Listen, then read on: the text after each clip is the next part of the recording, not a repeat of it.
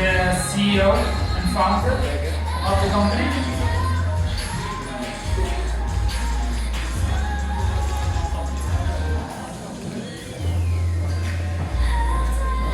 So Stian, the scene is yours whenever you're ready.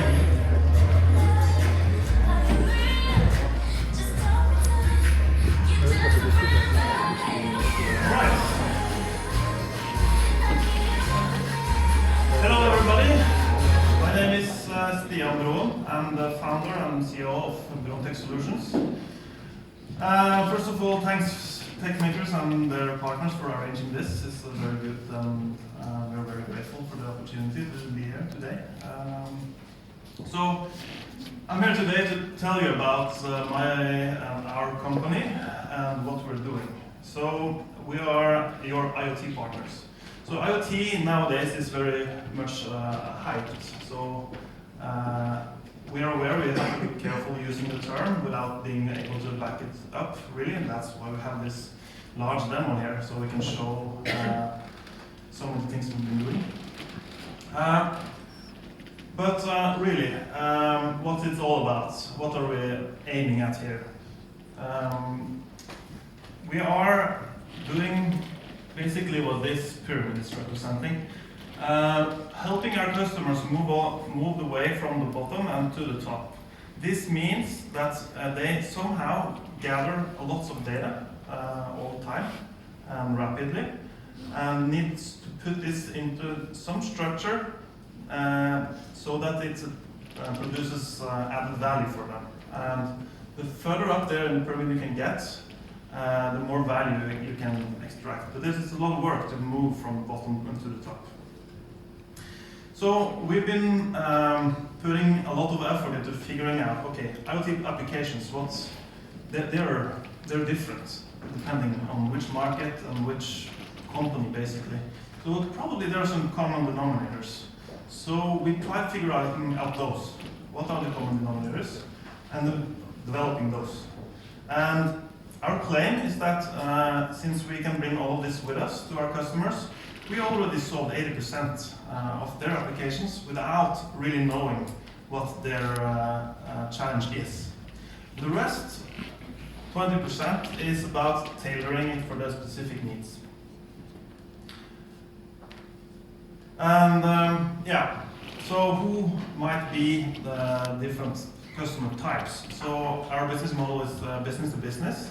And we have already customers making hardware products, and they want to make them either smarter or cloud enable them so that they now might go into markets with their products.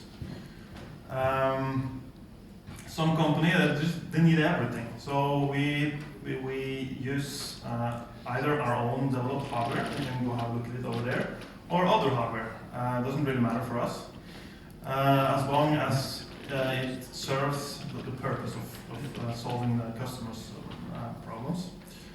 And then again, since we are IoT experts, some companies just need us for that. I mean, they wanted to program something for them that is relevant for IoT somehow. So the point here is that we go and have a talk with our customers, figuring out what is their challenges, and then we figure out how can we adopt what we already have and our competence, our skills, to give them exactly what they need. Some scenarios here. It could be that you have a production facility and you want to optimize like the production line. It could be that your customers are already doing that and receiving reduced cost because of it, and to stay competitive, you want to employ an IoT application to like maybe predict when your components are breaking down or whatever, and you need to like data mine and analyze and all this stuff. So you can play maintenance, you can predict when these components are breaking down and be ready for it before it happens. And to do that is like very often the real added value in IoT applications comes in the AI part, the machine learning part. So lots of the things we work with involves machine learning. It's very important. Your business, IoT becomes relevant for new businesses, it creates new business models, but it's also relevant for already existing traditional companies. They might want, they already know that their competitors already started doing this, so they need to stay competitive, and then we have everything we need for that. We have started, I founded it in 2012, and we have now grown, we have 8 people now, and we have customers already in different segments, in everything from engineering companies to companies providing advertisement. We want to use our machine learning for that, and we have also customers that have devices for end users for different user applications for that, and also in the energy market as well. So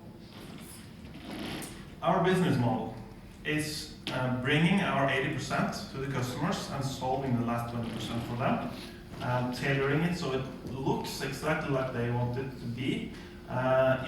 It's perfectly fine that it appears to be their own product, so we do like very normally the OEM solution for that. And when we're done tailoring it, we make sure it keeps on running, and we provide support for this. And we also have actually a couple spin-off companies already, where we have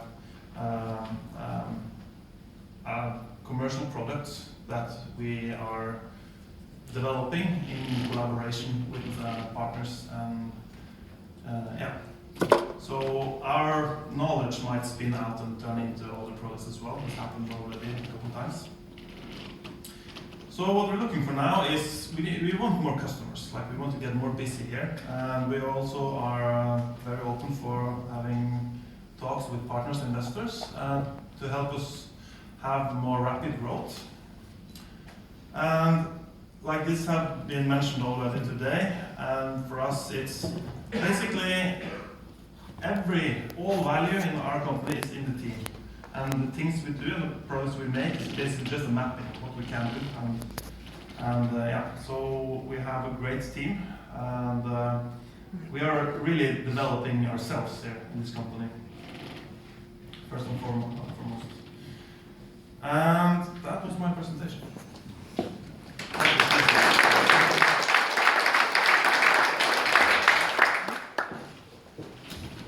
Thank you very much. And could you say something about, just briefly, about your 16 financials and how that has evolved? And secondly, how you see the 2017 payouts. Secondly, thirdly, could you also say something about if you've had any direct interaction with any, let's say, major EMP players, and if you have any discussions, just briefly touch upon that. So right now we don't have any investors. We're completely self-funded, and to begin with, this was a pure loss for me basically. But I was able to get paying customers up quickly, so our revenue model is completely based on income from customers. And we have seen also the growth in the company using that strategy. Sure, in the first years we had some support from Innovation Norway, Norwegian Research Council, which helps, but this is not something you can base completely your business upon, of course. So we realized quickly, and we had to get customers, paying customers. So that's been basically the focus all the time here. What was the second question again? Second question is just a brief feedback from the candidates you discussed this with in terms of the energy sector. Okay. From utility down to the good old EMP industry. Yeah. So 2-3 years ago, we did a research project together with Sintef, Raufoss Manufacturing, and some other companies in association with NTE Nanotechnology at the Horten area, where we developed a smart power pylon, and did that already, but we were not completely successful in commercializing this. Our role in this project was just to develop basically the cloud analytics, which we did. And for customers, we have a company that we have actually two companies in the farming business that is used extracting moist from growth houses and turning it into heat to save power in that way. And we also have another customers that have hardware sensor systems for making smart houses and we're using models to like predict what normally people are comfortable with in the rooms, so that we can also exploit correlation with the weather to reduce the energy bill, basically. Yeah, for energy, that's it. And we have also this, one of our spin-off companies is Deep Learning Analytics, where we use deep learning techniques for analyzing data coming from ROVs that are filming gas tubes. So we automatically predict where there can be cracks and boulders and holes and those things. So those are the more specifically the energy applications we're working with. Just a quick question about intellectual property. So you have effectively a sort of an NRE model with support afterwards, right? Yeah. Which actually is quite nice because you've got your perfect margins on that, right? Who retains ownership of the solution? For the solution that you provide to the customer. Customers. The customer does. Yeah. Okay. We have most of our things we made is open source, so our own hardware and software firmware is readily available and documented online on GitHub and on our webpage. And for us, it's all about we need to challenge ourselves to develop our own competence because we see that as the only value in the company. So when it comes to IP, we want the customers to be the owner of that. Yeah. Do you have any questions about, or do you have any reservations about scalability of the company then as a potential venture investment?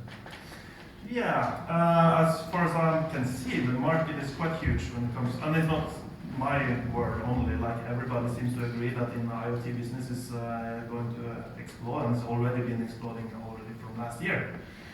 So I would say the ROI would have pretty high probability pretty quickly, as we just need to ramp up our capacity basically and develop our team and make it bigger, and then also have like more power into the commercial area, yeah, because we're only geeks right now, tech geeks. So, yeah.